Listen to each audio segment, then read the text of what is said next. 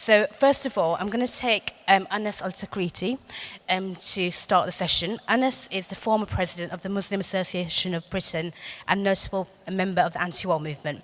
He's also the director of Carberda Foundation and a member of the mission to Baghdad to appeal for the release of British hostages in Iraq and Norman Kember. Anas, you have 10 minutes. Much. Bismillahir Rahmanir Rahim, alhamdulillah.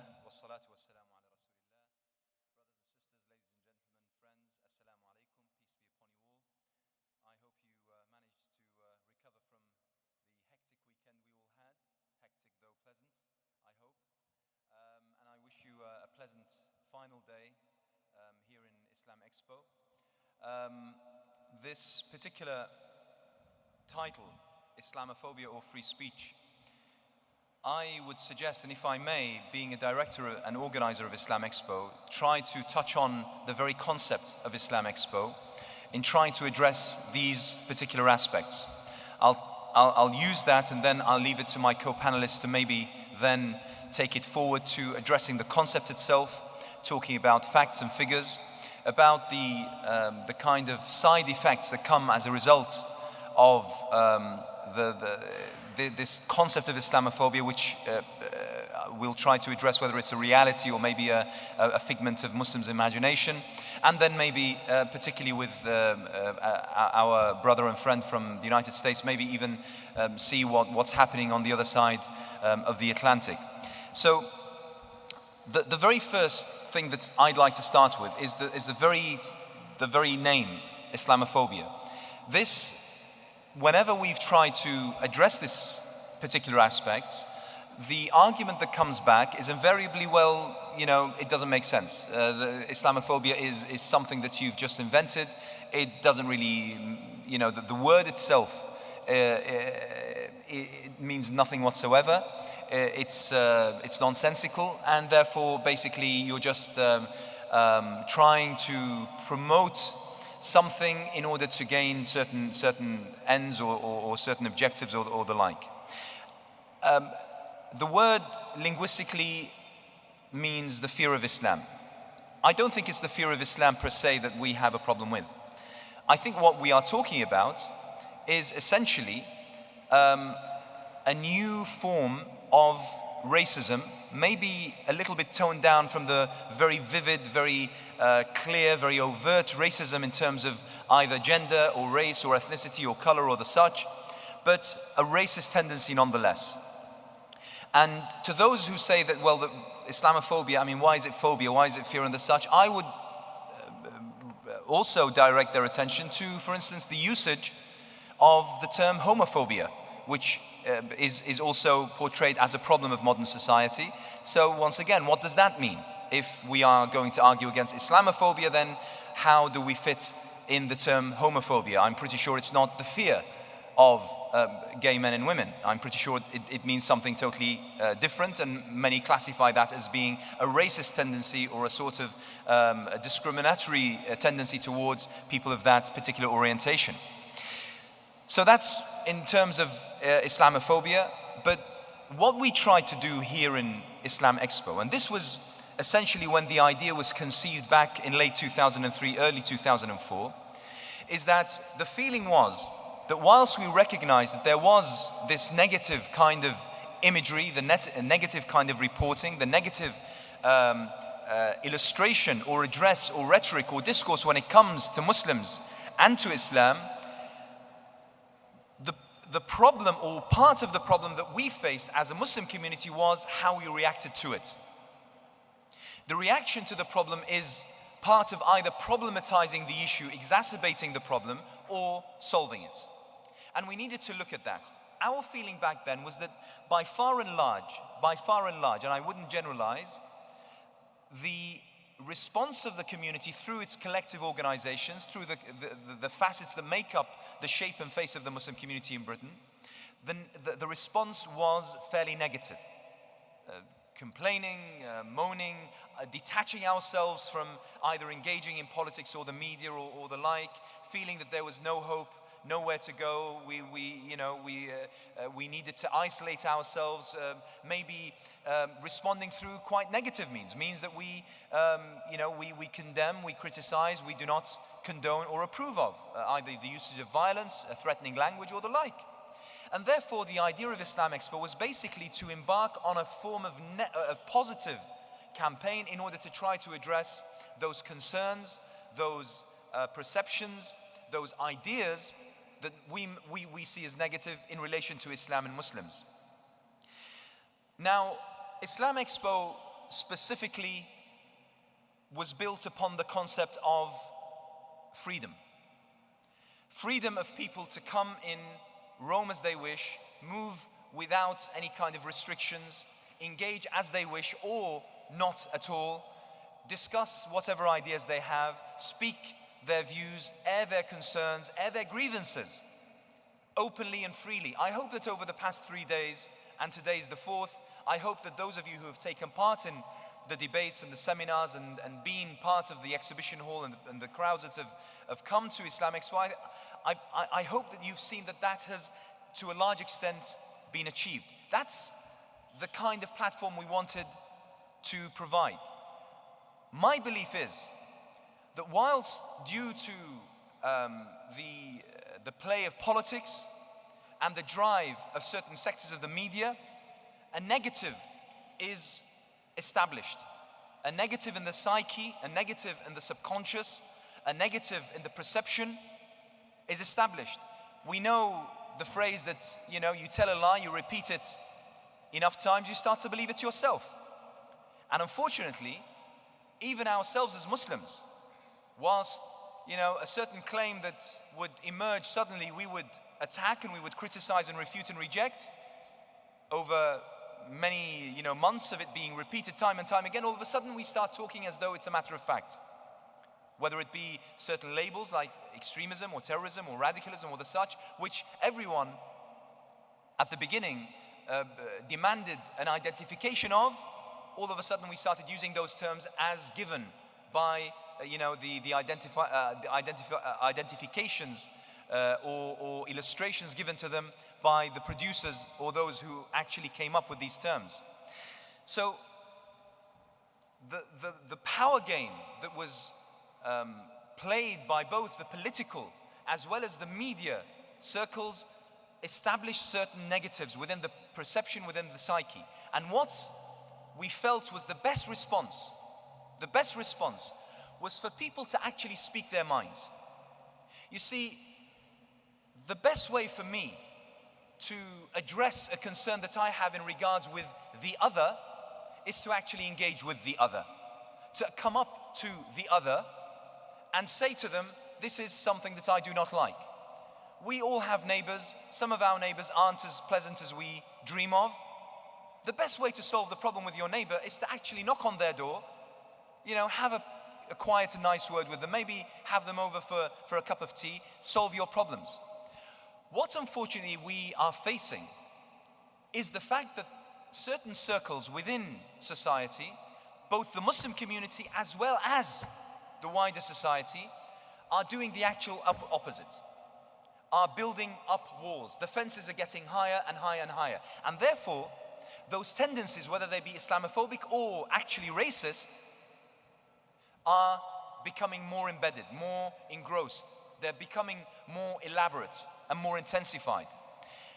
And this project, Islam Expo, as well as dozens of others happening around the country, are to address those reactions, those kinds of mechanisms that take place in response to these tendencies.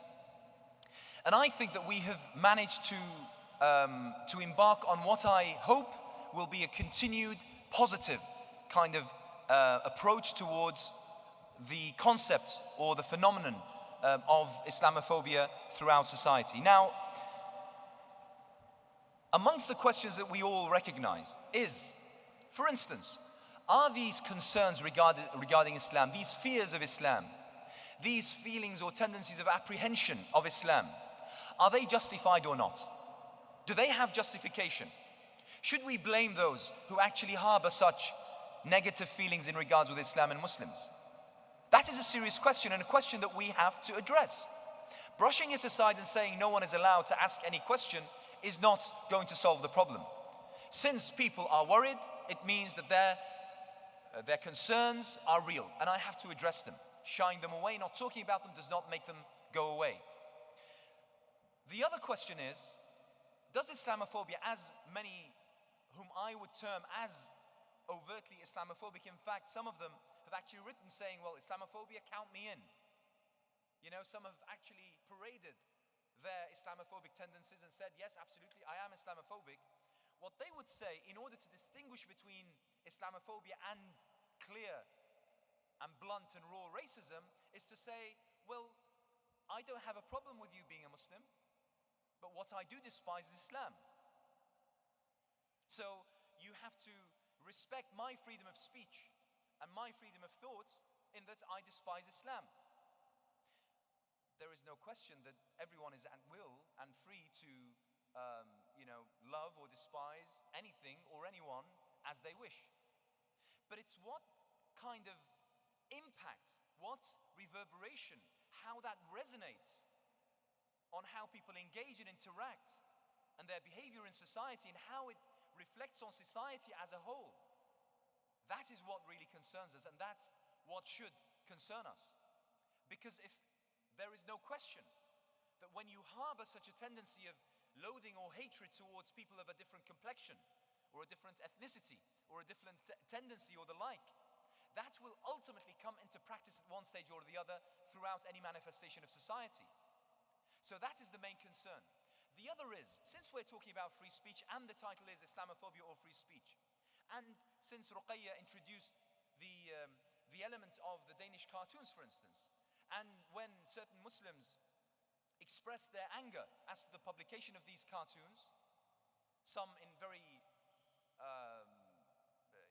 very negative, very ill-advised, quite wrong ways by, approaching certain violent methods, attacking buildings, burning people's flags and the such. I think that's entirely wrong, and that was condemned outrightly throughout the Muslim world. Or by merely, going on marches, expressing their anger, demanding that there is a withdrawal, there is an apology and the such, which I think is absolutely okay and quite right. When people came back and said, well, why are you so angry? Why are you so angry? It's freedom of speech. What Muslims want is to censor, once again, is to rid this society and our civilization, our continent, of the freedom of speech. Well, hang on a minute. If we're talking about the freedom of speech, let's, really implement that to its full length and to the depth it deserves. If we're talking about free speech, why on earth is it that we ban people who, who call for, the West to be denounced as a satanic civilization that, ought to come to its end or to its knees or the such? Why do we condemn those as extremists and terrorists?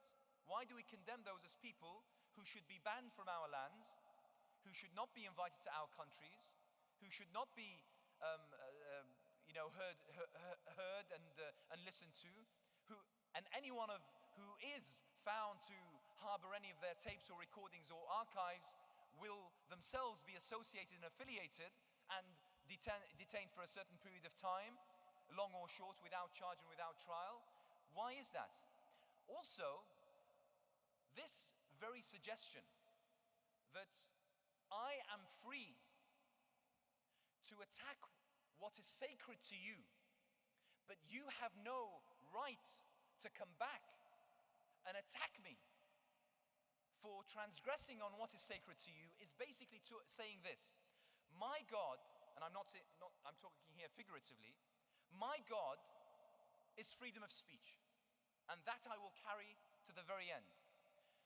Your God, or your sacred element, is unworthy of my respect. However, you are obliged to respect my God. Basically, my sacred is far holier than your sacred. We're once again talking about gods here.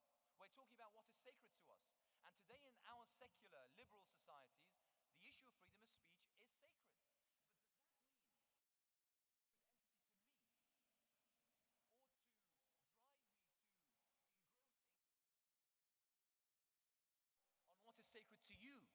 belittling it, seeing it in a light of disdain. So that basically not only have you, to bear that kind of offense and attack, but also be absolutely happy with it and have no right to return. That, I think, is absolutely absurd. And therefore, and I wish to end, I don't want to take too much time, I think that we have a problem. And that problem, under the title of Islamophobia, which, by the way, I am personally, until very recently, I had a problem with. I'm a linguist myself, so I'm a little bit picky when we come to labeling, to coming up with terms. I'm very, very worried about, how we use certain words, how we use certain terms and the such. So I can't say that I'm 100% content with the title. However, I think what we're all concerned with is what the title has, what it carries, the kind of actions that are entailed under this particular label. And whilst we have agreed to use the title Islamophobia, I am extremely concerned that not only is this something that concerns Muslims today, and it is because under the title and by the manifestation of the act, it does concern Muslims today. It is something which concerns each and every one of us. We tried this, we've been through this. We have, unfortunately, gone through decades of treating the blacks or the browns in an inhumane, brutal fashion. We have gone through the times when we treated the Jews in an inhumane, criminal way. And now it seems that we, or some circles, find it appropriate to treat the Muslims in an inhumane, brutal and criminal way. It's something that we all have to come up and encounter. I'm extremely proud to be part of a setup which we established here in London, the Coalition for the Defense of Religious Freedoms, which carries a number of objectives, high amongst which is fighting and encountering Islamophobia. I'm extremely proud to be vice president to Bruce Kent, a Catholic priest, and my co-vice president is sitting on this panel, Edie Friedman, a Jew. And together, we have come to realize the importance not only of defending people's right to believe and to worship as they see fit, but also to fight this new form of racism, which I have no problem in calling it a new face for racism, an acceptable almost face for racism. That is Islamophobia. Thank you very much. I'm going to move on to Seamus Mill. Seamus is an associate editor and columnist of The Guardian, and also he's worked as a journalist for The Economist after studying economics and politics at the universities of Oxford and London. Seamus? Thanks, Ruqayyah. Thanks very much for inviting me to this magnificent event. And I think just before starting about the main topic, because there's been some boycotts by politicians of this event, and also by some other self-appointed critics of certain trends within the Muslim community, I think it's worth pointing out that this really has been a very pluralist event, very open to dialogue, and really quite an important display of what is possible and necessary at this time in this society. And those people who choose to boycott it because they disagree with some of the organizers, I think they're demonstrating exactly the heart of the problem that we've got and that this event is trying to address. Now, just like to apologize to anyone who was here on Friday, because I'm going to cover a little bit of the same ground, which is really about this issue of free speech and Islamophobia within the media and what's happened in Britain in the last few years. Because I think there's no doubt that attacks on Muslims and Islam in general and the Muslim community in the British media have increased very sharply since the London bombings 3 years ago. I mean, the initial reaction, I think, was very calm, really, in the population as a whole. But the impact of government policy, media and political campaigns, from everything from the niqab to Sharia law, the exaggeration of the terror threat, and the attempt to portray Muslim culture as somehow incompatible with British society in a number of ways, that the impact of that has been really quite poisonous. It certainly has led to a very sharp increase in Islamophobia in the population as a whole. And I mean, you can see that very clearly in a series of opinion polls that have been taken in the last year. I think there was a particularly alarming one, a Harris poll published last autumn, which showed that in Britain, hostility to Muslims and belief that you can't be both British and a Muslim has increased to the point where it's far bigger than in other Western countries, including in France and the United States. Still a minority view, but a very large minority, more than 30%.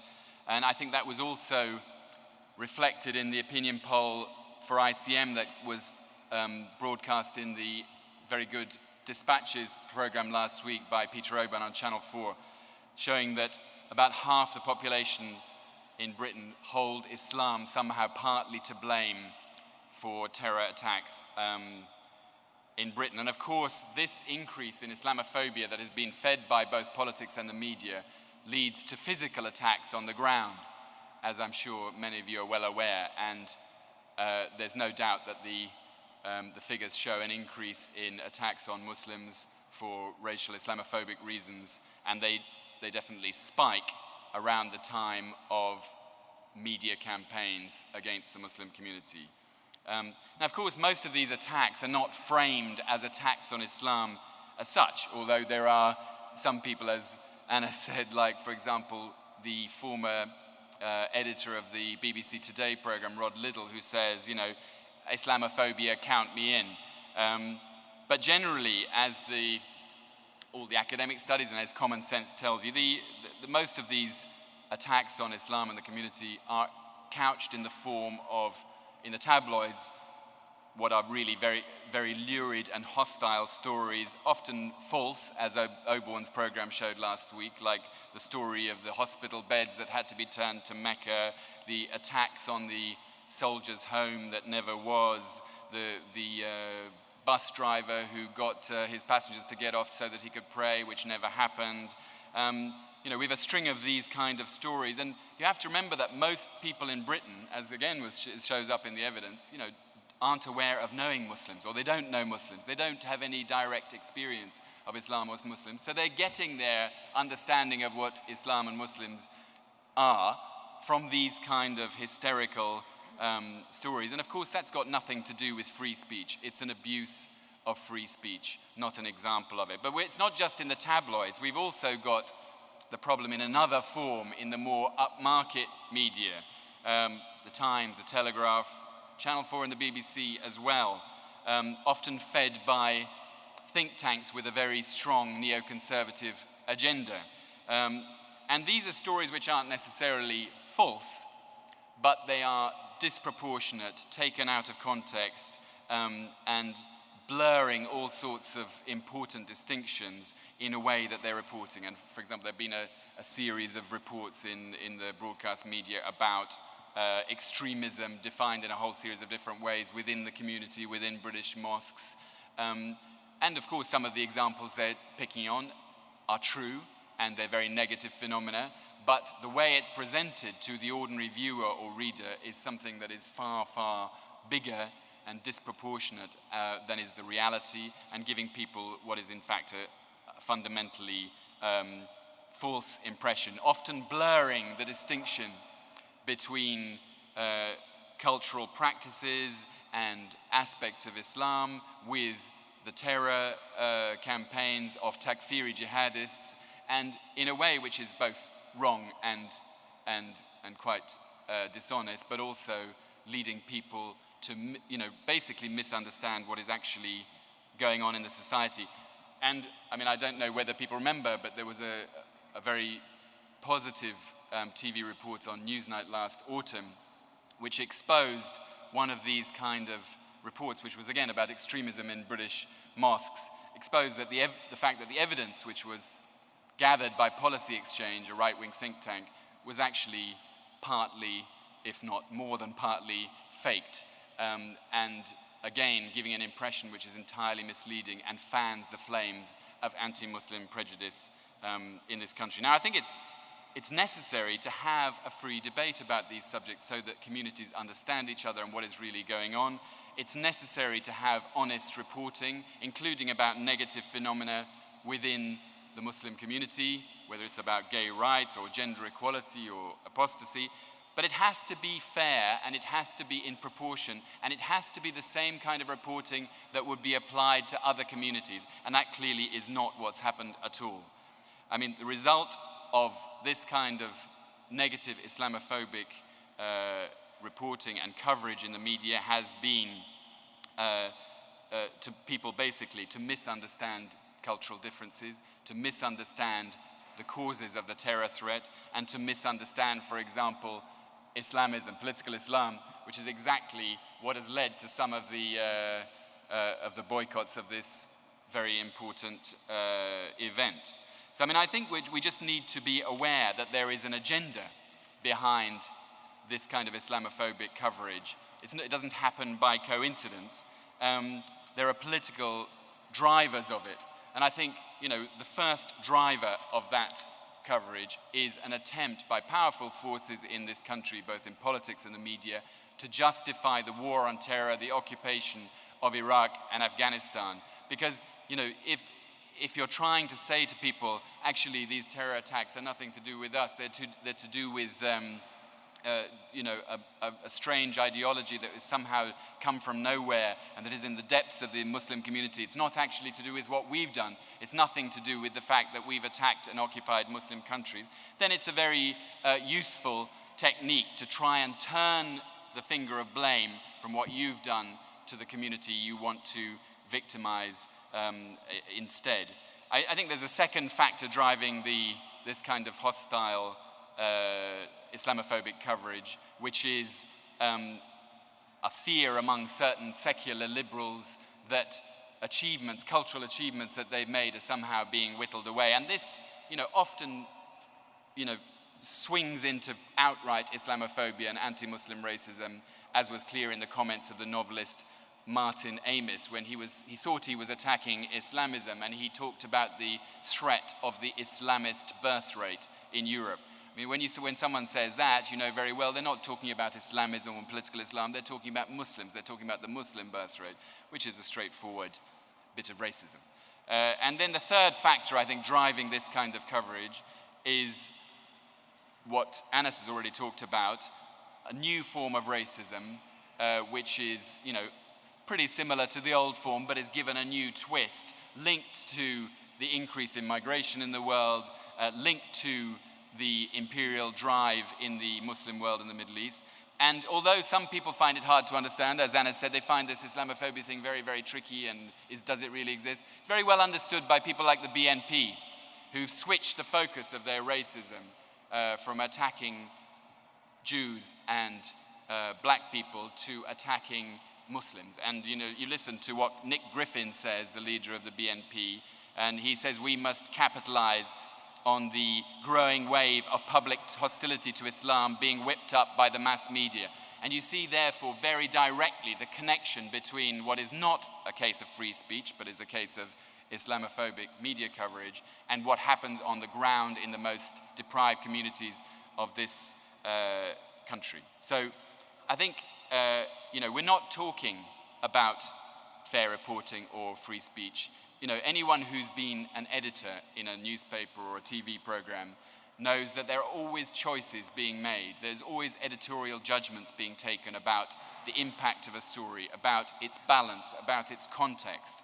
And so no one's saying that these things shouldn't be discussed, but they have to be discussed and reported fairly. And I think it was very interesting in the interviews on Peter Oborne's program last week on Channel 4, when Trevor Kavanagh of The Sun, Patrick O'Flynn of the Daily Express, and these are two of the worst offenders in the media, I would say. I don't mean them as individuals particularly, but the papers that they work for, pretty well directly said that the Muslim community was fair game for this kind of hostile reporting because of the terror attacks that have taken place in Britain.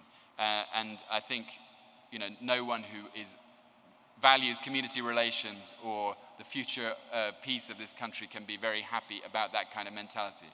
I mean, this is bad for Muslims, obviously. It's bad for anyone who wants to actually reduce the threat of terror attacks on civilians in Britain, because it alienates those people who might be drawn towards that kind of action more.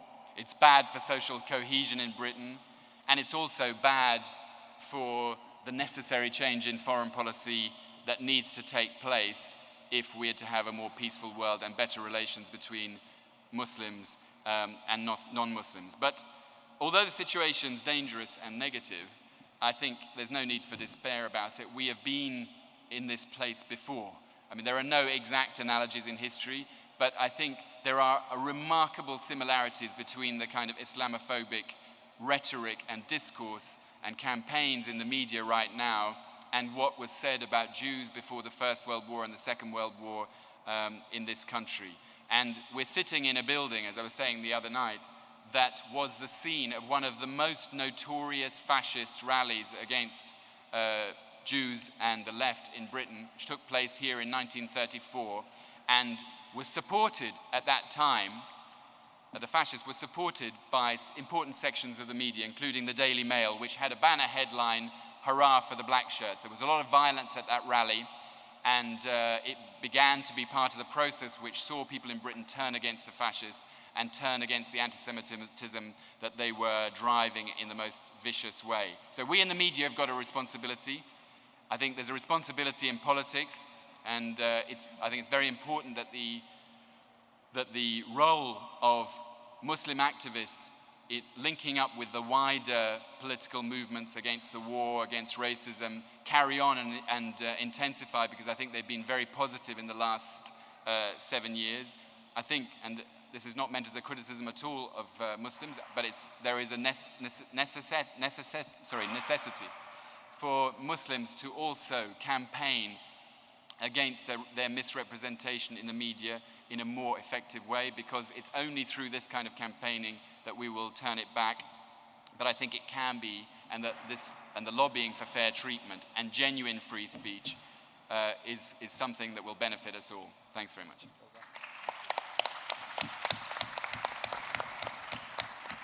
I'm going to move swiftly on to Edie, so we've got plenty of time for questions for our speakers. Edie is a founder and director of the Jewish Council for Racial Equality, also known as JCOR, and she's a trustee of the Refugee Council for 7 years and is the co-chair of the Coalition for Religious and Cultural Freedom, as Anas mentioned.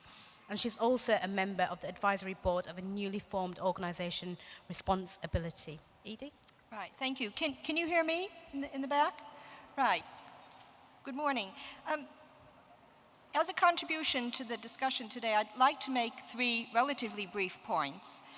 The first is that I think it's important to recognize that minority communities are not monolithic, static entities, and I think very often in our discourse we tend to fall into that trap. The second is to say that I think there is a need for some degree of self-censorship, even in a country such as Great Britain, where we have very strong legislation against discrimination. And my third point is to say that in spite of the victimization that many minority groups face, we mustn't allow this victimization to actually define who we are. Point number 1. I think it's important to say that even though I work for a Jewish organization, I'm not giving the Jewish perspective. And even though I'd like to think that my views represent the entirety of the Jewish community, alas, it doesn't work that way any more than any individual can represent their whole community. It's essential that we recognize that all communities are diverse in a whole variety of ways. This is true for how we define ourselves as well as for how others define us as well. Minority communities are particularly susceptible to a conflation of identities, be they ethnic, religious, cultural, political, historical. And we too often are not allowed the same diversity as so-called majority communities enjoy. And there is, in any discourse, the need to constantly remind ourselves of this fact, because if we don't, we get into oversimplistic understandings of what actually constitutes a community. My second point is that I think it's important that there is a legitimate place for some kind of self-censorship, because this is important for our civic and public discourse. Self-censorship is widely practiced in many parts of the world, even in a country like the United States, which we'll hear more about in a moment, even in a country which has it enshrined within its First Amendment, the right to free speech. And we have in Britain very strong, and I think this is something we should all be very proud of, very strong anti-discrimination legislation, particularly when we compare ourselves to the rest of Europe. The Danish cartoons were pure and simply racist. However, we need, whether we follow the law or not, to be on guard against giving prominence to certain stereotypes, be they against Irish people, Poles, Black people, Jews, Asian people. Views that reinforce certain negative views about these people. And though we know that some negative stereotypes can be relatively harmless, many are not and help to create a climate where racist attitudes and behavior can take hold, sometimes with quite devastating consequences. Too often, reinforcing stereotypes and priding yourself on being politically incorrect has become a sort of badge of honor. It isn't. It's puerile, it's facile, and it's ultimately self-defeating. The Guardian journalist Gary Young wrote in 2006, "There was a time when such words such as darky, packy, poof, spastic, and colored were all common currency. We have abandoned them for the same reason that we no longer burn witches at the stake or stick orphan children in the poorhouse. We have moved on. This is not political correctness, but social and political progress. It's not imposed by liberal diktat, but established by civic consensus. Those who are unwilling or unable to move on are welcome to those words and those views. But like everyone else who engages in antisocial behavior, once they act on these impulses, they must live with the consequences. They might be crude, crass, or contrary, insensitive, ignorant, or in denial, but whatever else they are, they're certainly not brave." End of quote. This doesn't for a moment mean that issues are not difficult. There are, of course, many gray areas, and it's difficult to know where you draw the line. It could be difficult because there is a thin line between criticism and vilification. But that is something which many, if not all societies, from time immemorial have had to deal with. Negotiating, navigating, and tiptoeing across eggshells is simply what life is all about. However, and this is my third and final point, we need at the same time to move on to other agendas without losing sight of this one. And I'm speaking as a member of a minority community, I have a problem with victimhood. I don't want victimhood to define me or my group to which I belong, because it can be debilitating. We need to go beyond our particular agenda and engage vigorously with civic society. We need to create a different narrative for ourselves, because if we don't do it, no one else will. We have, in a sense, to become less territorial about our victimhood. So, in addition, we need to constantly examine our institutions, whether they're faith schools, religious teaching, and make sure that we never demonize the other, nor contribute to stereotyping. And we need to make sure that race equality, human rights, social cohesion are part and parcel of everything we do and everything we say. We need to stop seeing anti-Semitism, Islamophobia, and other forms of racism within our own little boxes. And we need to work within civic society to diminish all forms of racism, not just the one that affects our particular group. And this requires that we strike a balance between combating Islamophobia and anti-Semitism and other forms of racism with this vigorous and creative engagement with civic society. At the same time, we need to end the demonization of asylum seekers and refugees, which too many minority and faith communities are buying into. And certainly the headlines that we read today about Muslims, we also read about asylum seekers and refugees. And finally, I think we need to be careful about reinforcing the secular religious divide, which can become and is becoming a breeding ground for misunderstandings, and rally instead behind a human rights agenda, which is honest about the violations within our own communities as well as within society generally. Thank you.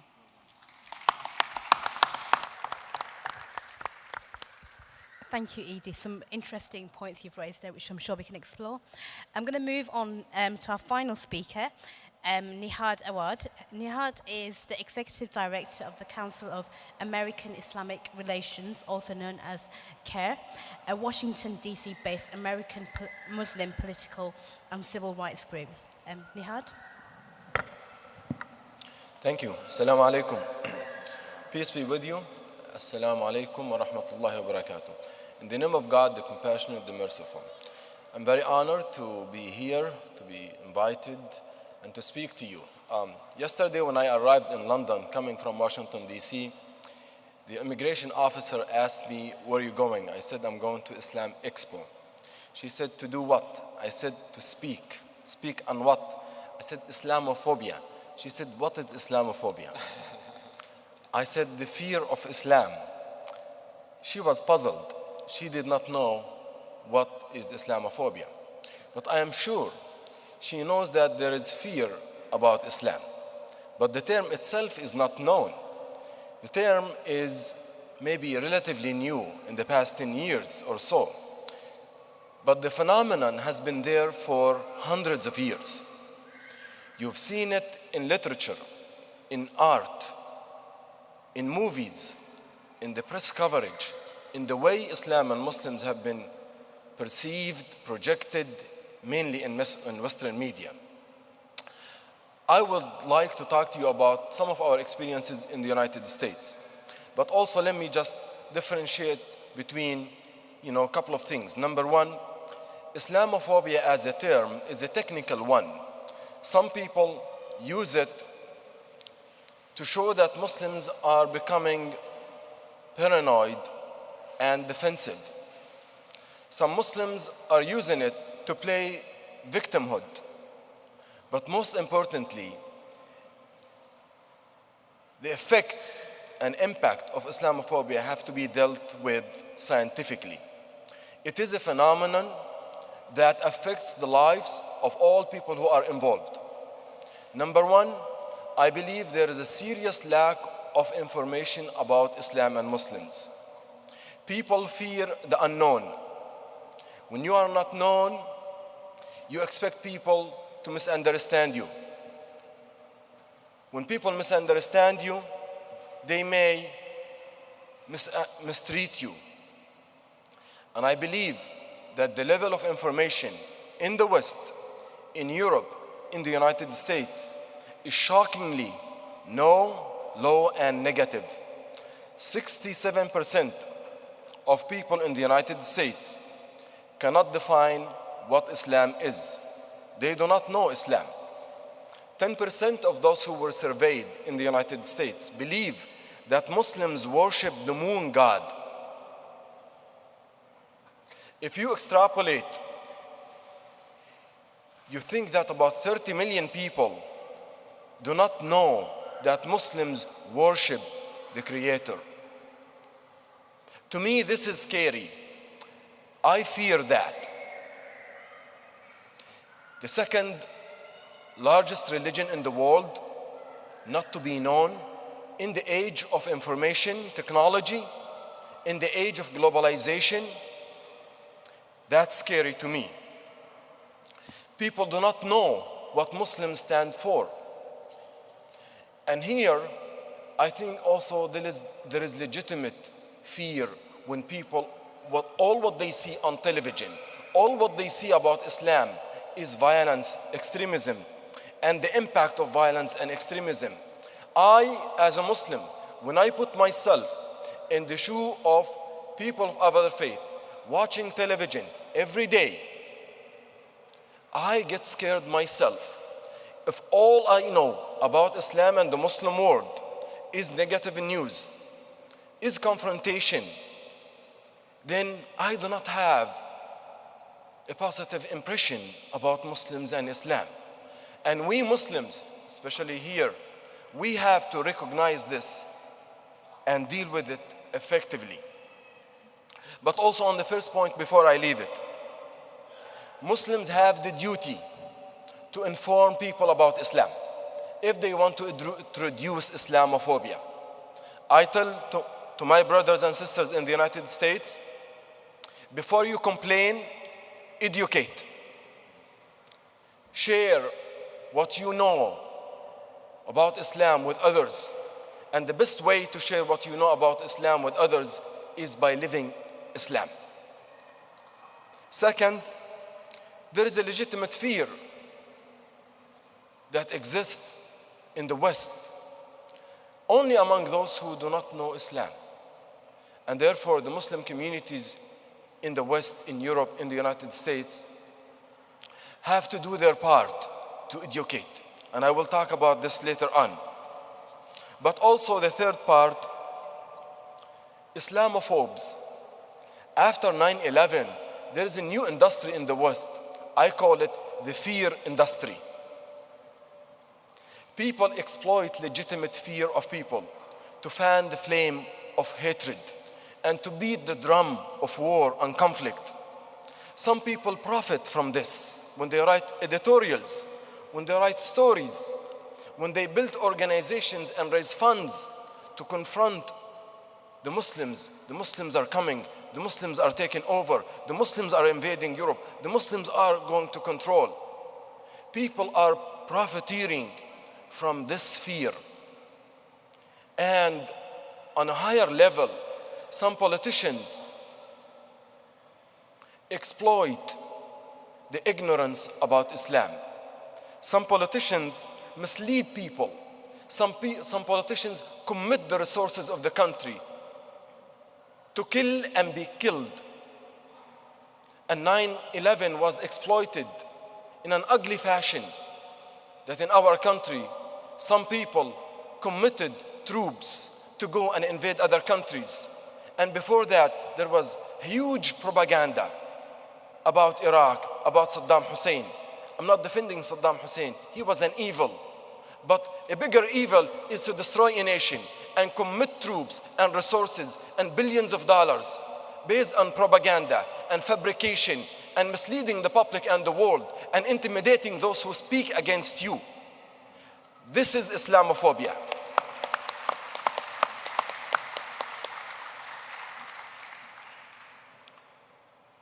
So the exploitation of ignorance, the manipulation of information is a serious and dangerous industry. In the United States, there are professional bashers and Islamophobes. We call it the bash and cash industry. You bash and cash by defaming others, by putting others down. And that industry is flourishing. And that industry has to go bankrupt. It will not go bankrupt unless we organize and we mobilize and we work with every sectors of the society. The problem is Islamophobes are a minority, but they are an organized, effective minority. Today, the effective minority is a political majority when the majority is silent and faceless and is not represented. So we have to reclaim the stage. As Muslims, we cannot allow Islam and the Muslim world, its history, its vision of itself and the world, to be reduced to the image of Bin Laden and Al-Qaeda and those extremists who have hijacked our religion. We have spoken against them. We will continue to speak against them, but we need more effective voices and faces in Europe, in London, in the States, to reclaim the stage and tell the world our religion is a religion of peace. And yes, we defend our faith by asserting that we believe and we are proud of our faith. By condemning Al-Qaeda and its actions, we are not capitalizing on, we are not capitulating on our faith and our values. In fact, there are many legitimate differences between countries in the West and countries in the East, between the Muslim faith and other people. There are legitimate differences, but the way we tackle these differences is through civilized discourse, coexistence, mutual respect, and mutual understanding. And I take pride as an American Muslim, when I try to alleviate the legitimate fear and eliminate ignorance among my fellow Americans in the United States by sharing with them the beauty of my faith, by telling them that the First Amendment is in the Quran, but by saying that their religious freedom is granted in the Quran. The values upon which my country was founded, the United States, has a lot to share with the Islamic heritage and Islamic teachings. In fact, I always cite with pride so many verses in the Quran. And I don't give sermons, but I assert my faith and I assure my fellow Muslims that being an American and being Muslim is compatible.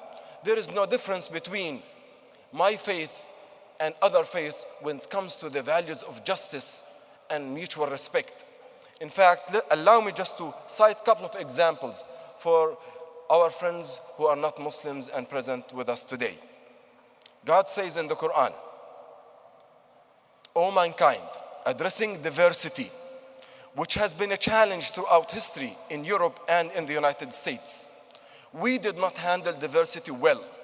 Minorities were prosecuted and persecuted based on the skin color, based on faith, based on cultural background. People have been discriminated against, have been marginalized in societies, and have been deprived from achieving and thriving and taking their rights as equal citizens. To me, diversity has been addressed in Islam and Islamic history long time ago. O mankind, we have created you from a single male and female, and we made you into nations and tribes so that you may know one another. The most honorable of you in the sight of God is the most righteous. People are equal. Freedom of religion is granted in Islam. Let there be no compulsion in religion. La ikraha fi din. To me, this is not a political statement or political maneuvering. This statement coming from the Quran, no one can misinterpret or can play around with. That people have the right to practice their faith no matter what their faith is. So to me, freedom of religion is granted long time ago for me and for others to live in peace. There are many values, but let me conclude by saying, Muslim Westerners, European and British Muslims, have to build and support effective organizations so that we are well represented in the media. And we have to rebuild a new culture of constructive engagement. In the United States, 15 years ago, myself and others, when we looked around, we see that we were underrepresented in the media. We saw a lot of Islamophobes and Islamophobia. And we are in the millions in the United States. And many of us will always complain about media coverage, the lack of fairness, and sometimes the vicious reporting on Islam and Muslims. And the only ones we see on television are the so-called experts on terrorism and experts on Islam, and mainly the non-Muslims, and they have an agenda to drive a wedge between Muslims and non-Muslims. And also, unfortunately, sometimes these people exploit the mistakes of some Muslims.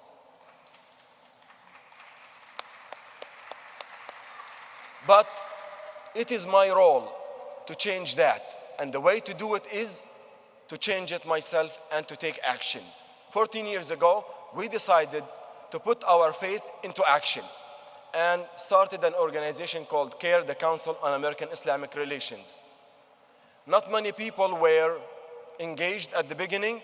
We had lack of resources, but we had a clear vision and clear tools, and we started to mobilize and organize the Muslim community to present an effective discourse about Islam in the American media. And yes, we have launched campaigns not to silence debate, but to have equal share at the table where debate is. And we introduced and produced spokespeople who were trained in effective communication to address the media. The media in general is not against Muslims. The Muslims need to assert themselves. The Muslims are lacking a human face on national television and the national media. You have to produce effective spokespeople who know how to address the media. You need organizations that are always ready and available with critical information about Islam and ready to give when it's needed. And also, when you need to organize, you need You need to listen to the leadership and work with the leadership.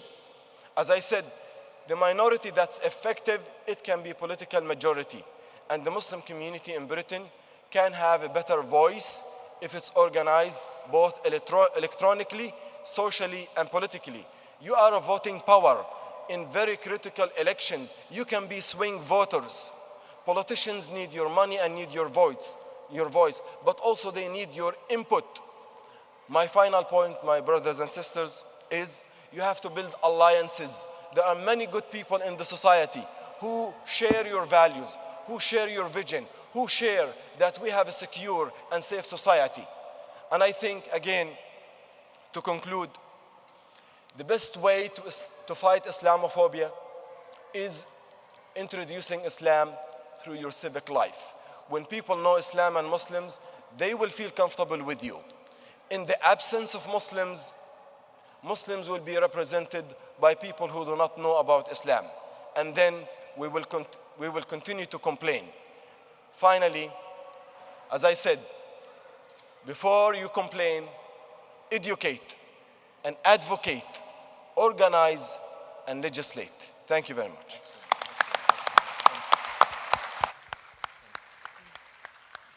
Thank you, Nihad. Very, very informative. Just a question, if I may, about what you've been saying, this whole bad and cash phenomenon. As you're probably aware, there is a Obama mania taking over the world, and something that a lot of people are very, very excited about, the fact that, you know, we're going to get no more Bush and someone new coming in. And there has been this thing about discrediting Obama by associating him and bringing up his Muslim heritage, so to speak, and something that's happening where they're getting people to adopt Hussein as a middle name to kind of eradicate this. What do you think about that? And is the CARE actually doing something to push this? Okay, there are 2 points. Number one, I'm happy to see spirit of change in the United States, but change is not going to be easy. And I would like to be just cautiously optimistic. We will get new politicians, but we may not get new policies. You have to change the body politics in the United States to see change. Definitely, when there is a new spirit in the elections, when you have young people, charismatic people like Obama, talking about a positive vision, that we have to end the mindset that led us to Iraq, not just the policies that took us to Iraq, but the very mindset that led us to Iraq. This is very promising to me. So we have to work together in the society. But I was very concerned when Barack Obama distanced himself way too far from Islam. If I was in his place, I would say, it is true, it is a fact that I'm not a Muslim, but what's wrong with being Muslim? There are millions of American Muslims who are building America.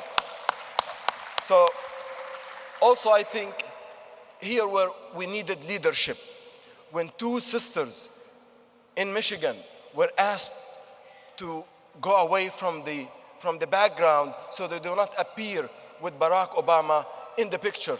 To me, that was an important signal that people are playing into the hands of Islamophobes. And the best way to counter it is not by exclusion, but by inclusion, by showing that America is for all its citizens, irrespective of their color, creed, and religion. There's a positive development, the reaction.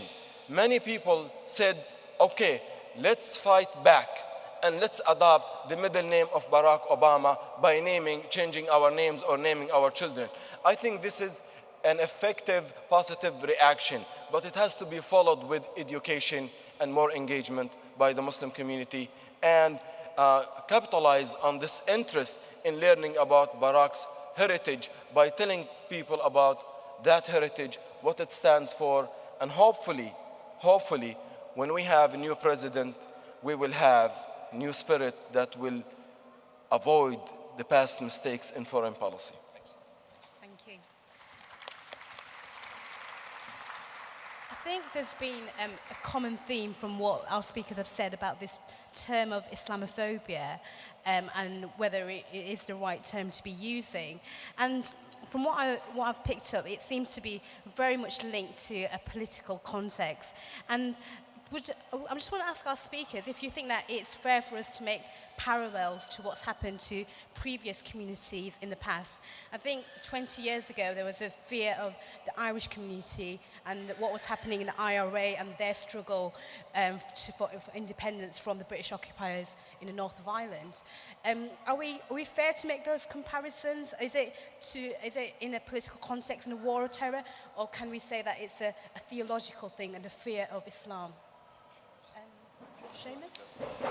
Well, I made the comparison with the Jewish community in the early part of this century, but I think you're right to pick up on the Irish case. There was a climate where, there were many, many more terrorist attacks by the IRA than have taken place in the period since 9/11 or since the Iraq War in Britain. That's something we have to bear in mind. Although there was one very big atrocity here, not, of course, as big as 9/11, but it was a big one.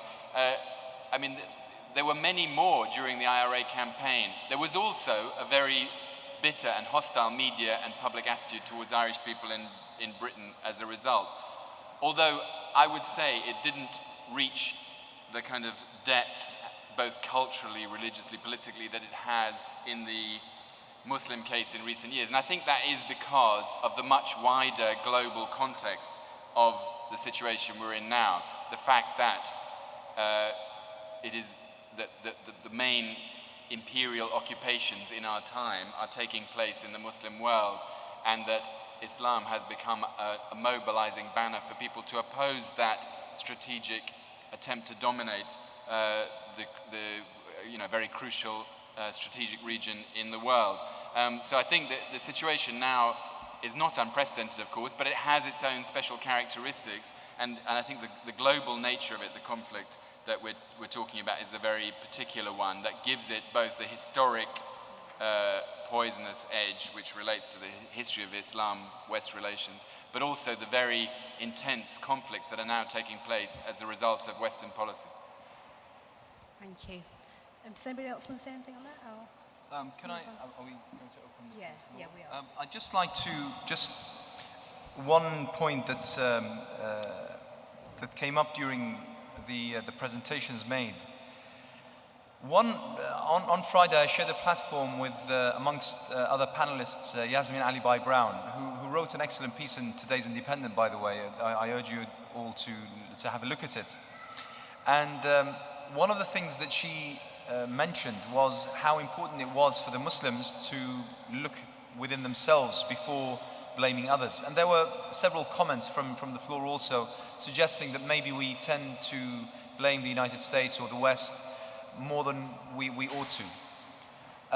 My assertion was, and I'd like to repeat it here, is the fact that, to be absolutely honest, from myself going around virtually every week, possibly twice, 3 times every week, around Muslim centers, meeting with Muslim groups, youngsters, and the such, I would claim that the Muslim community is amongst the most self-critical of any. Whenever I'm in a taxi cab with a Muslim driver, and as you can see, it's happening more and more often these days, and people realize who I am, and they start speaking about the problems that Muslims face. The very first point that they come up with is, brother, it's our own fault. We have to blame ourselves. Our leaders aren't doing enough. We're not united. Our word is divided and such. We are extremely self-critical. That doesn't worry me as such, although I understand how it's important to make that in a little bit more effective mechanism, so that self-criticism comes up with some sort of actual proaction, a plan, a strategy, as Nihad put it, how you can basically confront these challenges. But what I would suggest is that there is an immense challenge facing those who are working tirelessly day in, day out, here in Britain, and I'm pretty sure in the United States and across Europe, in order to bring young Muslims to the fore of public engagement. There is an immense challenge.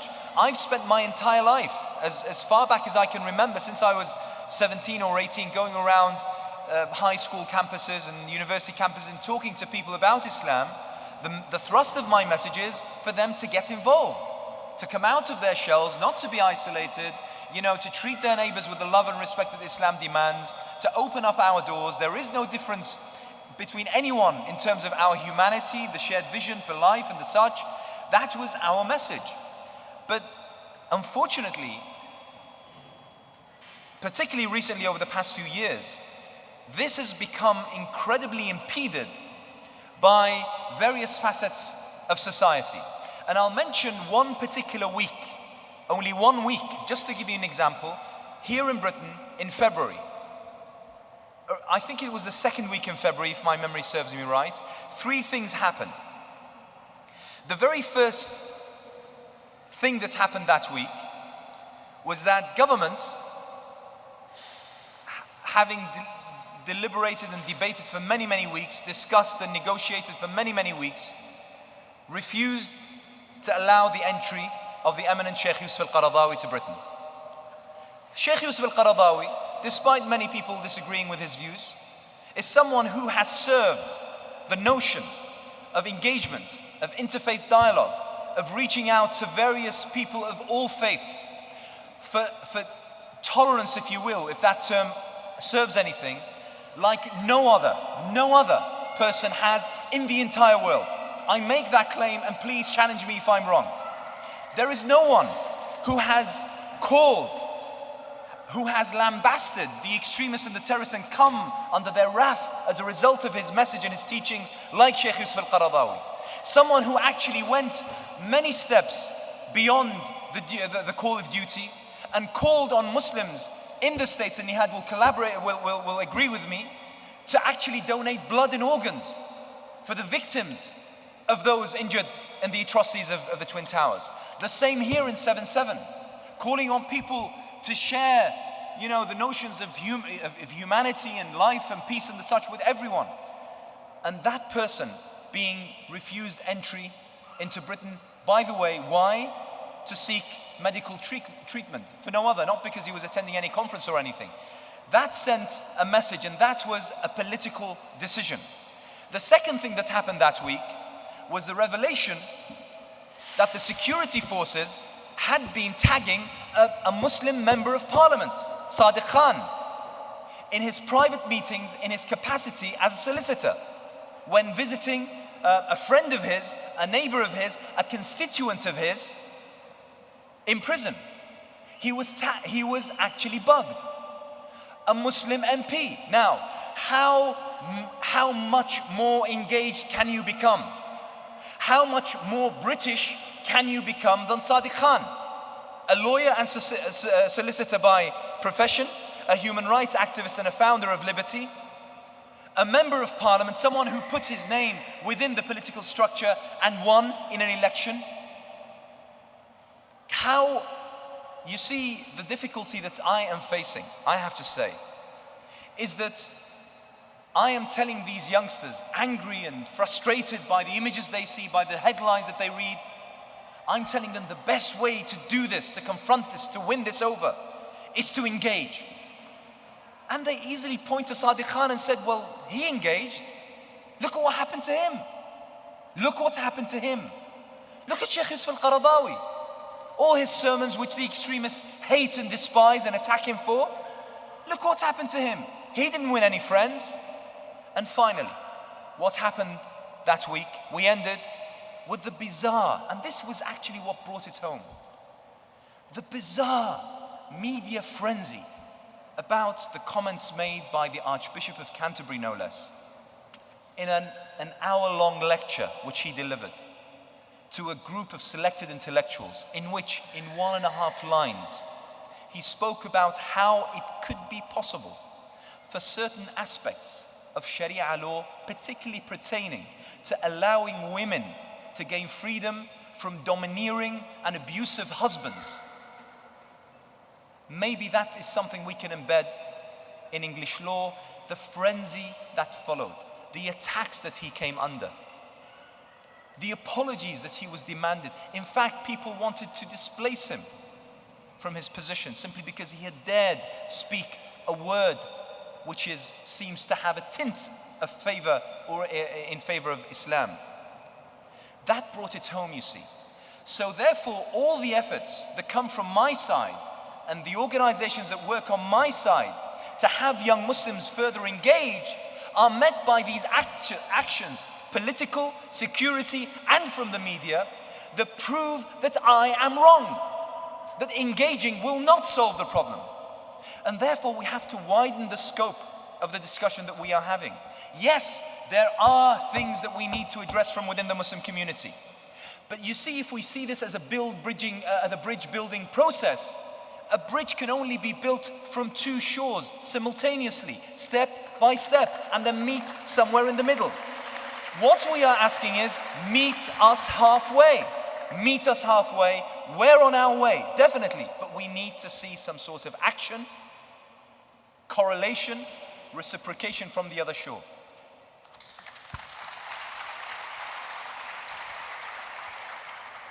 Thank you. Right, are there any questions? If I can ask all question contributors to be short and concise, and if there's a particular question that you want to ask to a speaker, if you could just say that. I'll take this gentleman at the front here, and the lady at the back, was it? Yeah. And is there another question? I'll take questions in 3, and the lady right at the front here. Thank you very much. Unlike Mr. Al-Takriti, I've got no problem in saying there's a very real Islamophobia. There's the Islamophobia that Mr. Awad pointed out, sort of an Islamophobia of ignorance that makes Americans think passing emails suggesting that Obama is a Muslim, you know, is something that should stop him from being the president. I mean, you know, even if he was a Muslim, so what? You know, that's kind of an Islamophobia of ignorance. There's a very, very real Islamophobia of racism, I think. I follow the far-right discourse on the blogosphere across Europe, but this isn't something limited to the internet anymore. If you look at parties in Denmark, like the Danish People's Party, Vlaams Belang in Belgium, the Swedish Democrats, the Austrian Freedom Party, they are all using an Islamophobic discourse to gain political power. The BNP is basically marginal in comparison to the situation elsewhere in Europe. But we've spoken a lot about free speech, and I think it needs to be said that the people who have pulled out today, Douglas Murray and Martin Bright. I don't know either of these people, and from reading Douglas Murray's stuff, I would fundamentally disagree with him on many things. But they pulled out because I think it's the president of the British Muslim Initiative that's been central to Islam Expo has threatened the blog Harry's Place with libel action. And I think everybody knows that libel is in English law, is a very, very blunt instrument. And it's over an Arabic translation over whether somebody said something that was racist or not racist about Jews. So, I mean, there's probably a question there, and there's a legitimate debate to be had, but not necessarily using libel when you're asking for free speech from other people is the correct way of doing it. There's a diversity in Islam. That's one of the most central things that's come out of here. Very, very different views, very different tendencies, political, spiritual, all of these kind of things. But there's diversity in the critical voices as well. And when some people say something that might be critical of certain, I would predominantly say political tendencies within the whole Islamic world. I mean, you know, tiny tendencies here and there. That's not Islamophobia to criticize those. There's a context to everything. Somebody said, for example, that Danish cartoons were racist. That's wrong. Some of the Danish cartoons were without a doubt racist, but others were directly critical of Pia Kierkegaard, the founder and leader of the Danish People's Party, a right-wing anti-Muslim populist party. Another one was directly celebrating multiculturalism in Denmark. So the people who were burning the embassies in Beirut and Damascus, you know, they weren't looking at those contexts. It was spun in a certain way, just like, you know, the ridiculous Dundee police dog story was spun in a ridiculous way by the Daily Mail. Thank you. I'm going to take the questions together and then ask if the speakers can respond in one go. A question from the lady there. Yes, do you hear me? I would like to thank Mr.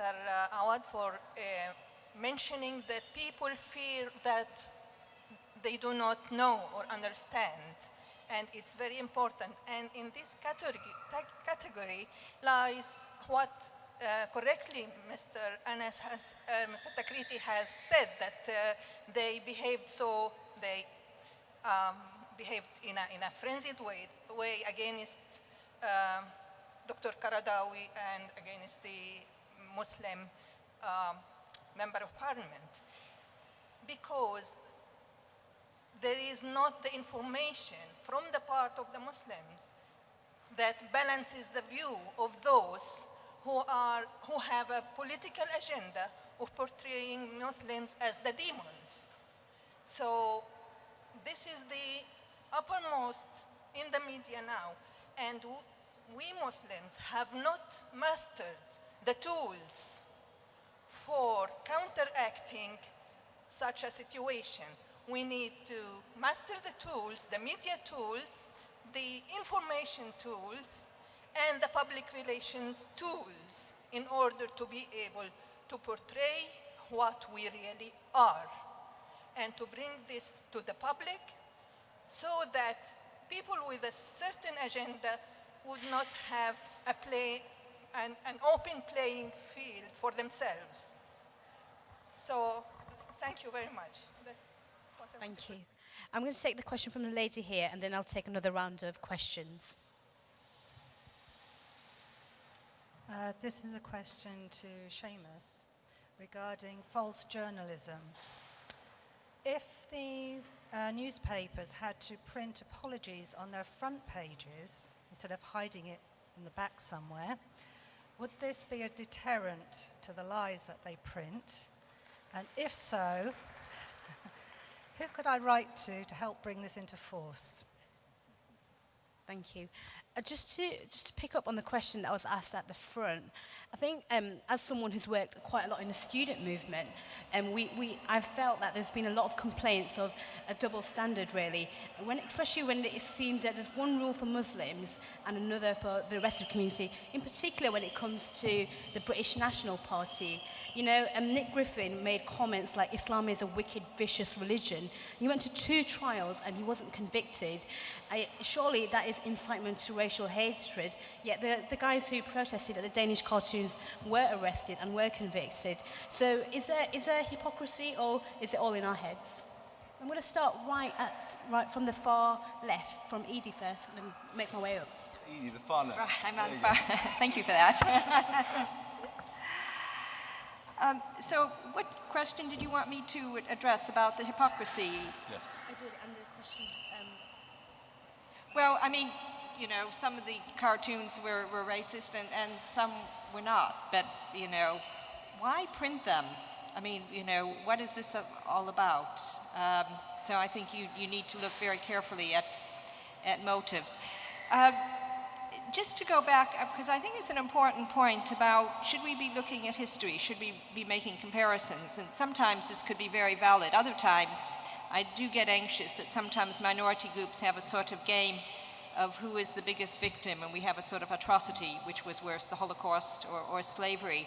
And I think there has to be a way that all of us within minority communities engage in looking at connections rather than making some sort of crude analysis, because there will be some things that do relate and other things, clearly things are very different, and somehow we have to work around that. But hopefully in that actual discourse we are helping to build relationships, because certainly if we just look at between minority groups, there's very little contact between one minority group and another, and we tend to fight each other sometimes through the press and through the environment, but in terms of real contact, there's very little. And on that point, I've just recently co-authored a book on asylum and refugees in Britain, and it's called Reluctant Refuge, because we haven't been very honest about our own history here, and we have a feeling that the good minority groups are always the minority groups of the past, not the people who are here. And so we have this thing of there are the worthy asylum seekers and those today who are not worthy. And we have this sort of vision that, you know, the good guys are always the people who came before us.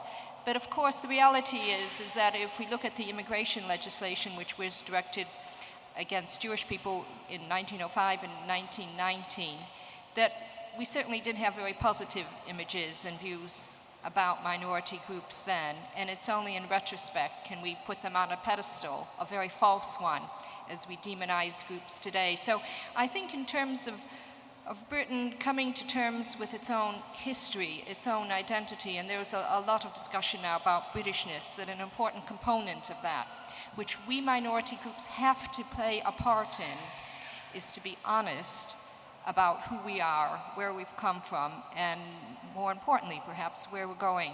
But this is a discussion that all of us, not just majority communities, need to participate in. Thank you. I'm going to ask Seamus to answer the question from the lady at the front. Well, it's a big question, the one about how to deal with inaccurate and false journalism. I mean, I think you're right that if there was a legal right to reply, that would have an impact. It's a difficult thing to police. At the moment, there's a Press Complaints Commission, which is basically a stooge organisation of the media owners. So, I don't think that has much impact on anything.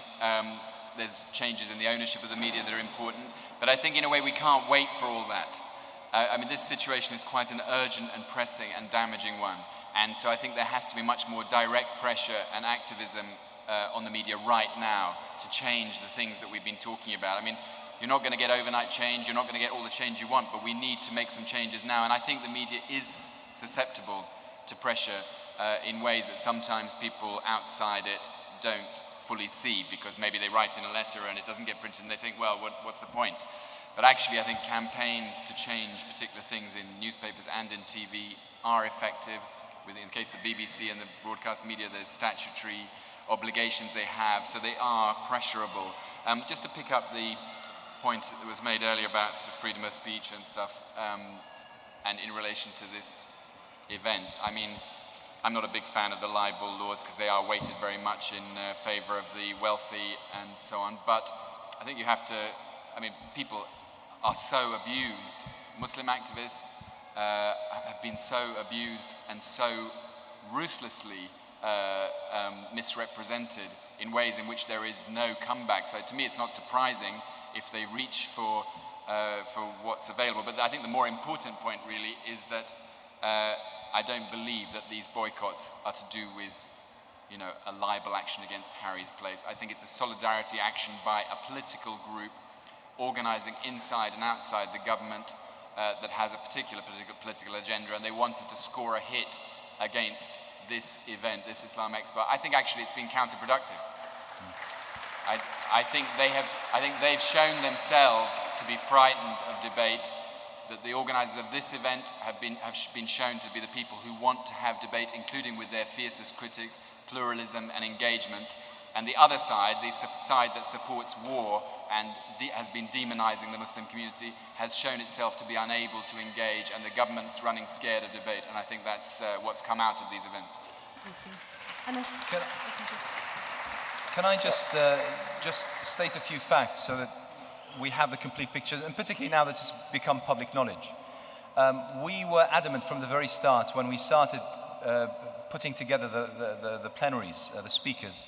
We were absolutely adamant that as we stood by the concept of freedom of speech, that we were going to do it despite the pains that it would cause us. Douglas Murray, for instance, who was supposed to sit on this very platform, has written what I would consider obviously as very vile stuff, not only against myself as an individual, but also against my colleagues, Islam and Muslims and the such. However, we were adamant that, and I was going to be a co-panelist, and there would be Jon Snow who was going to be chairing, and we would all have equal say, and he would be here. His 10 to 15 minutes would be his, basically. He could say whatever he wanted to say. As well as Martin Bright and many others, by the way. The others admirably turned up, and I feel left with a very, very positive view of things, and we made friends with people whom on the media, on the pages of newspapers, we have this slanging match, but actually I think that many of those we left as friends. Now, in regards with what had happened, Seamus mentioned something very important. We live in times which unfortunately a Muslim being accused of having said something is far, far, far, far more serious than if someone else had said it. The fact that the chairman of Islam Expo was accused due to what later turned out to be a typing error, a typo on behalf of the news source Al Jazeera, was accused of having said something to the tone of the evil Jew, that is extremely serious, believe me. We're talking about someone whose life could be ruined, whose very safety could be in jeopardy, his family could be in threat.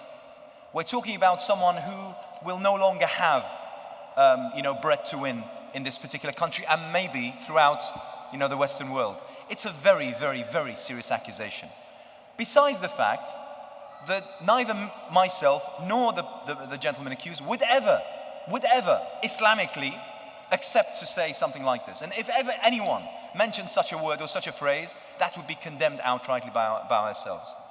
So the seriousness was actually in the accusation. Now, when it turned out that Al Jazeera, the news source, had made an error, and they reverted to it was actually two letters within the same word, having those in Arabic, al-lobi, and which turned out to be al-wabil. That's basically it. So essentially two totally different meanings, but those who know any Arabic and would consider the context, the word al-wabil would mean nothing whatsoever. It wouldn't make any sense. However, it suited those people quite well to say, well, there you go, that's the proof of the pudding. This person who's running this event has said, evil Jew. The evil Jew is a problem here in Britain.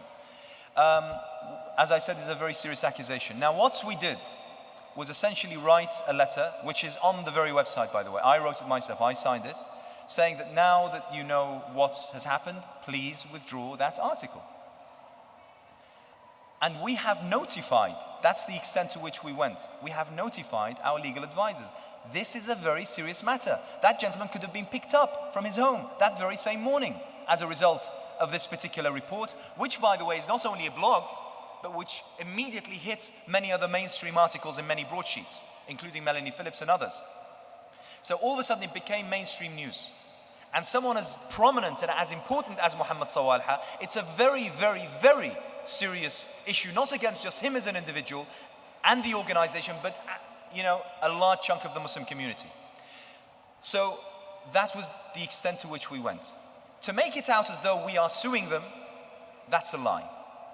We haven't had the time to even think.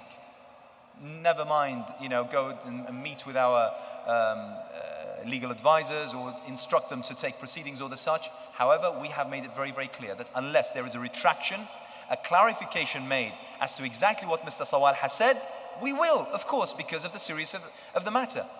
But this is the problem. Why did Douglas Murray or Martin Bright have to withdraw? Why didn't they utilize this particular opportunity to stand here before you and to say what they believed in, say what they felt? This was going to be their platform. This was going to be their 15 minutes in which they air their views, they try to win people over. Why didn't they use that? That's their decision. And by the way, since we're doing this and since the gentleman in question published their letters and published their side of the story, let me tell you our side of the story. Because I think it's unfair to wrap this up while the accusation is still in the air. Douglas Murray, whom I personally interviewed on my show in Islam Channel and tried to be as fair and he recognized that I was fair and balanced. And I thanked him for accepting the invitation to Islam Expo. He said he will be there, he's looking forward to it. He wasn't happy he felt that the platform would be a little bit biased against him and therefore he asked for more time. He made several requests. First of all, that he has half the allocated time for the whole event, simply because he felt that everyone else was on one side and he was alone, so he wanted half. We said, well, there's a chair, you can discuss this with him. Secondly, he asked for security. He wanted at least 2 people to escort him from the moment he sets foot in Islam Expo to the moment he leaves.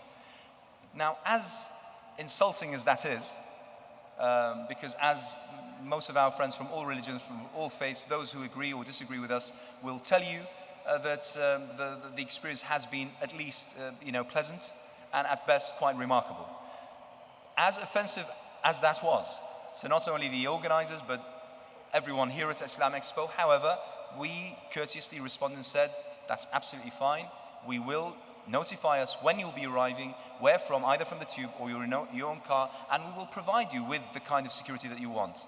And escort you to the stage and stay with you on, whilst you're on stage, lest you, God forbid, be attacked. And then, and then he decided to withdraw. I'm sorry, I cannot accept, and I will not accept, the argument that Douglas Murray, on principle, because we threatened to sue the blog, which he has seemingly no relationship to, but which accused and defamed a senior member of not only this event, but of the Muslim community, I take that as absolutely ludicrous, and therefore I reject it and refute it outright.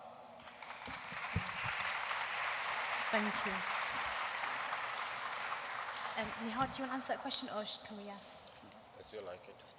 Yeah. I'd like just to give an advice of 3 points.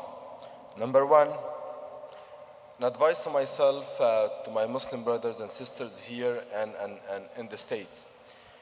No matter how the Islamophobes, how effective they are, look at them. If they constitute 1%, 2%, 5%, 10% of the society, that's fine. Deal effectively with information. But do not forget about the 90% of the society. Those are your friends and your allies. Do not be distracted from not working with them. Invest in them, work with them, build bridges with those people to isolate the 5, 10, 2%, whatever. But then don't get consumed in just focusing all your energy in combating those people. Combat them effectively. And while the perception may not be on your side, maybe the image is not on your side, the facts are on your side. And utilize the facts by working with the majority of people in your society. Number two, and this is an advice to students and parents, pursue the career of journalism, political science, and law. If you want to change the image of your faith and your community, you have to be in the field that makes those images and those perceptions, and be one of those important tools to present about the reality of your community. So instead of complaining outside, go pursue your fields. And I always encourage even some students who are not sure about their major to switch to political science, journalism, and law. It's not too late. It's not too late, and you will not regret it. Finally, in interaction with the media, when you see positive stories, and I don't think you see many, but when you see positive stories printed or on television or you hear it on radio, take a moment to call to say thank you. Because be assured, when there's a positive story about your community, if you call, other people from the other side will call to complain that there is positive coverage about you. So don't be relaxed when you see there's positive coverage about your community. Call, and that's called positive reinforcement. Encourage them, because the opposition is calling to say, don't do that. Finally, when there is negative reporting, also call, but offer solutions. Don't just complain. And be analytical. Don't just be angry. If you're angry, don't call. Calm down and call. But please engage the media. And when you write letters to the editors, if your letter does not get published, don't feel bad because someone read your letter for sure and you're educating them. Maybe sometime down the line, if you know how to write letters to the editor, your letters will be published. So an organized effort like that hopefully will engage the media. And finally, I would say, leaders of the Muslim community should, and I'm sure you always do, but this is just a positive and extra encouragement, meet with editorial boards and assess their coverage. Be scientific, analyze their coverage, how they handle your stories, and give them a scientific report. And publish this in your communities and your friends. And I believe this is the positive pressure that the media needs to hear from you. Thank you.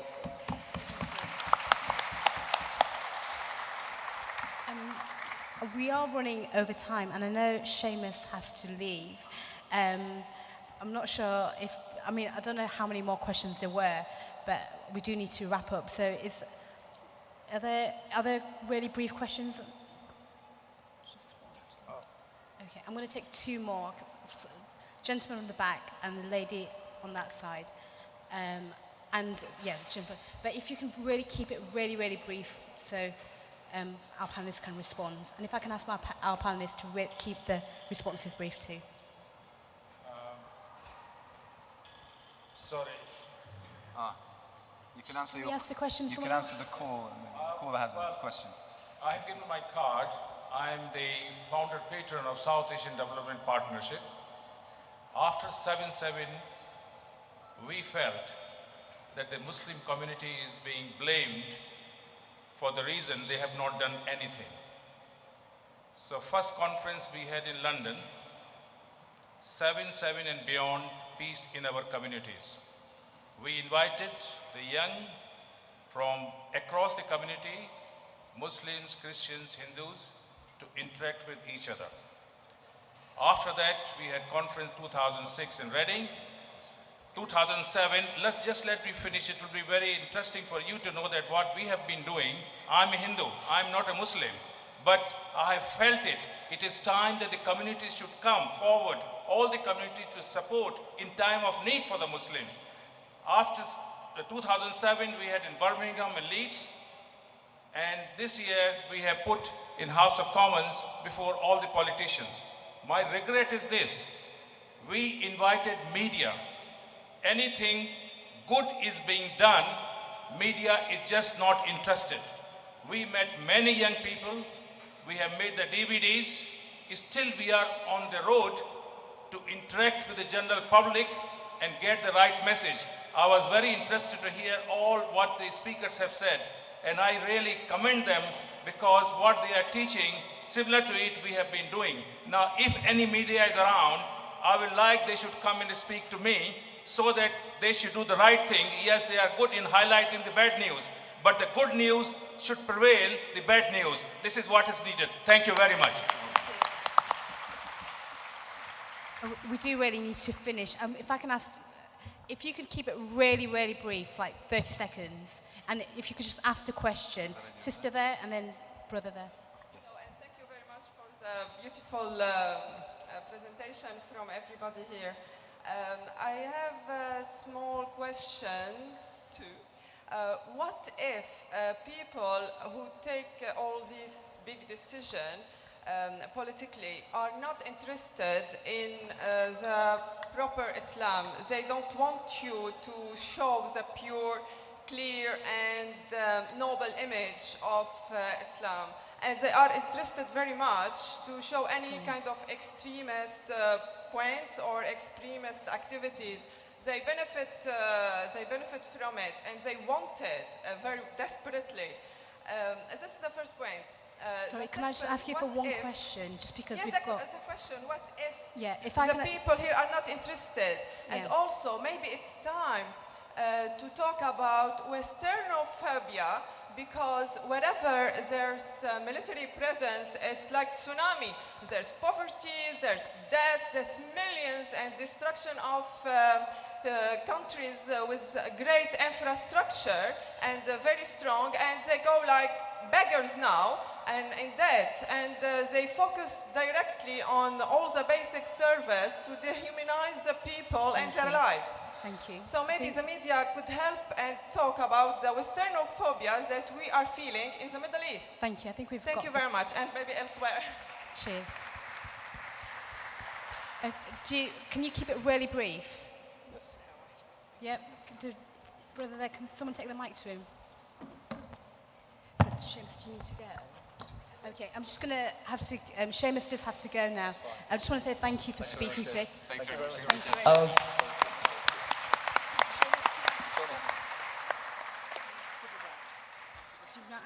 Yes.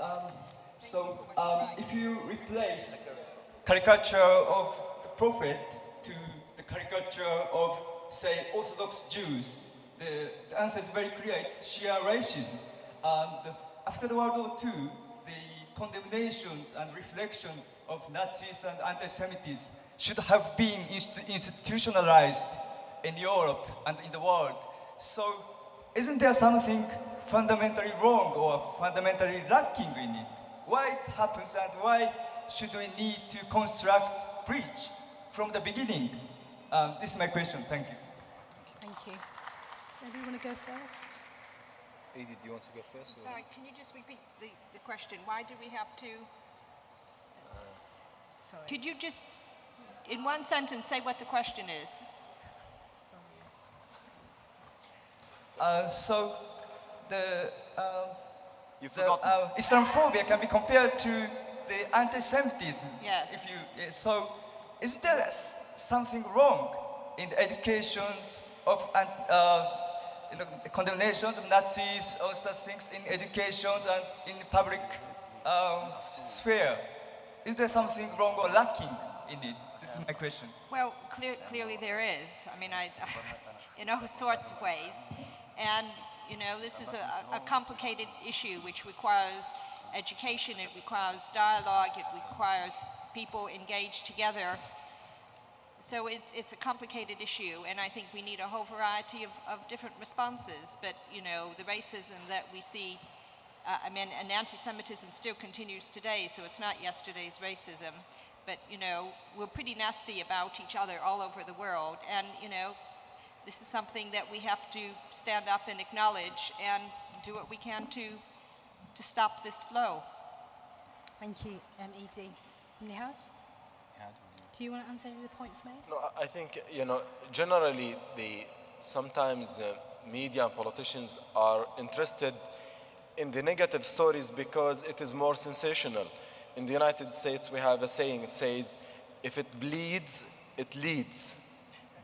If it bleeds, it leads. So we have to create social and political pressure on the media to report good news, not only bad news, and to talk about regular life. But sometimes it is not very appealing because it does not top the news. So I think you have to put pressure on the media by engaging them, by creating stories for them. They have a lot of airtime, they have to fill it.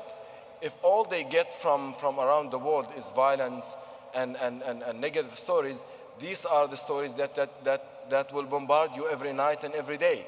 But if you create your own stories about your own business, about your own community, your own volunteerism, your own expo, create an environment, and you have to know how to use the tools of communication with the media. They have a timetable, they have an agenda, they have people to call, and all of these techniques have to be trained. In the United States, we have conducted seminars and trainings nationwide. We trained about 13,000 Muslims on how to deal with the media effectively.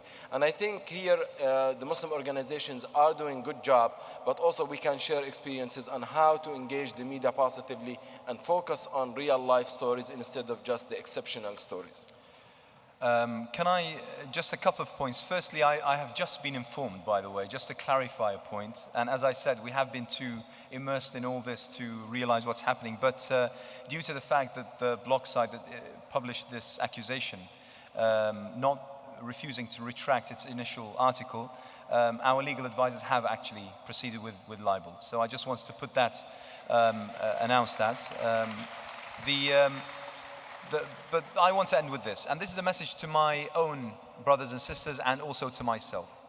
I came across a very interesting survey a while ago that polled around 1,350 people, non-Muslims, from all walks of British society. And the question was very simple. How do you perceive Islam, positively, negatively, or neutral? The response was this: 42% of those 1,350 ticked negatively. 47 ticked positively. Now, this is fine, this is, you know, it's commonplace, but let me move you on to the second question, which is extremely important. Out of the 42% who said that we perceive Islam negatively, 97% of them had never ever come into contact with a Muslim. Never. Neither in the workplace, nor as neighbors, nor as playmates at school, or at all. They had never ever come into physical contact with a Muslim. Their only experience with a Muslim was through the media, through TV, radio, through the headlines and the such. Out of the 45% or 47% who saw Muslims in a positive light, 98% of them had Muslim friends. So their perception was built upon the actual experience of dealing with a Muslim. And therefore, as a conclusion, my own reading in the survey and my message, and this I will leave you with, to my Muslim brothers and sisters is, get out and say hello to your neighbor, or say hello to your workmate or to your colleague at university. That ought to do it. And that's exactly what we're trying to do here in Islam Expo. Once people get to know you, see what you're interested in, see your lifestyles and the such, more or less their perception of you and your faith will radically change. Thank you. Just want to thank all our speakers for their contributions today. I think it's been very, very interesting in debate that we've had, and hopefully everyone will leave with something to go back and action points of what they'll do next time they see a negative story in the media. No doubt there will be some very soon. Thank you again. So if you could give a round of applause to our speakers. Thank you very much.